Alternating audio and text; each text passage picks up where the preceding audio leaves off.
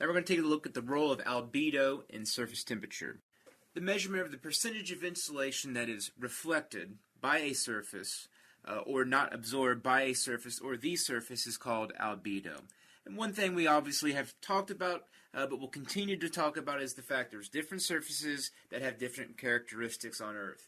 And so we'll talk about different places that have different albedos. Well, what is albedo? Albedo, think of it like this. We've got darker colors are 0% total absorption, and lighter colors would be 100%. And so we can think of this a couple different ways, and we're going to use some examples to follow. But darker the colors are going to absorb more of that insolation, where lighter colors are going to reflect more of that incoming solar radiation. So on average, Earth's albedo is about 31% as it absorbs, obviously, the remaining 69%. And once again, what's going on here is this is kickstarting a lot of various processes that we're going to talk about as this course builds and builds and builds.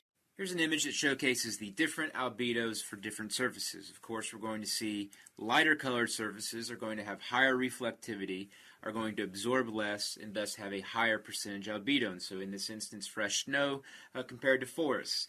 So although they're right next to each other, we can tell that there's definitely going to be differences in albedo simply based on their color, percentage absorption.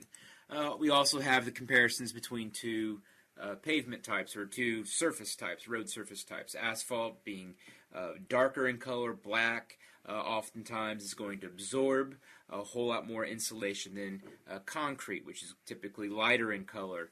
And so we can think of concrete being kind of a tannish, almost having a little bit of white color to it. So it's going to have a different albedo. And so once again, different surfaces have different albedos, and thus are going to absorb and have different temperatures at their surface because some are reflecting while others are absorbing. The red line that surrounds this ice sheet is Greenland, and then the red dot illustrates the North Pole. This is useful for what you're about ready to see.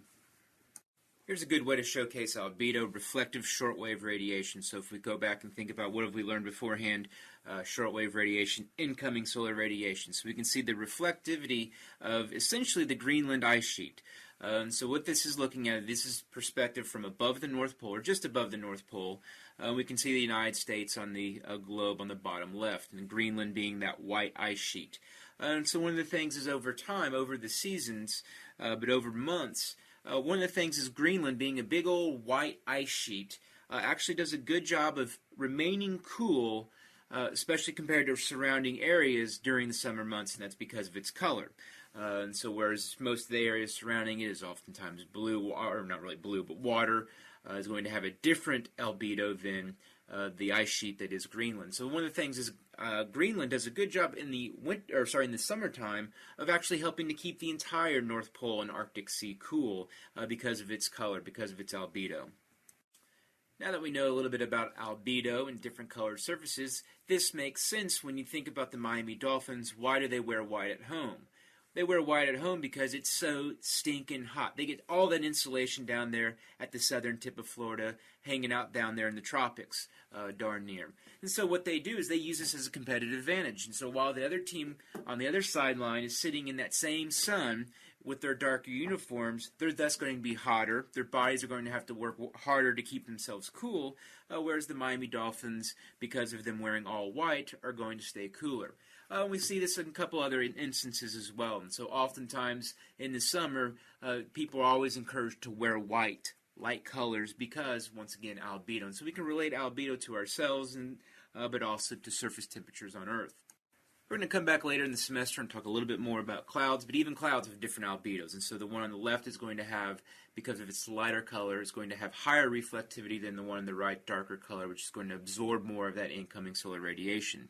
So here's another one of our remotely sensed images. And so a satellite is beamed down a thermal infrared signal, and what's being shown are the areas that are the hottest, or the areas releasing the most heat, are going to be colored red or pink, dark pink, whereas the coolest areas are going to be white.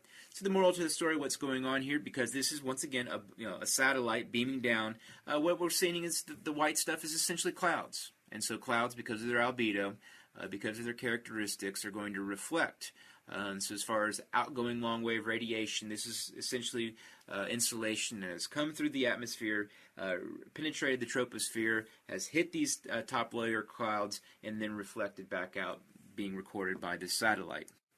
Like I said before, Earth's overall average albedo is about 31%. So how do we get to that 31%?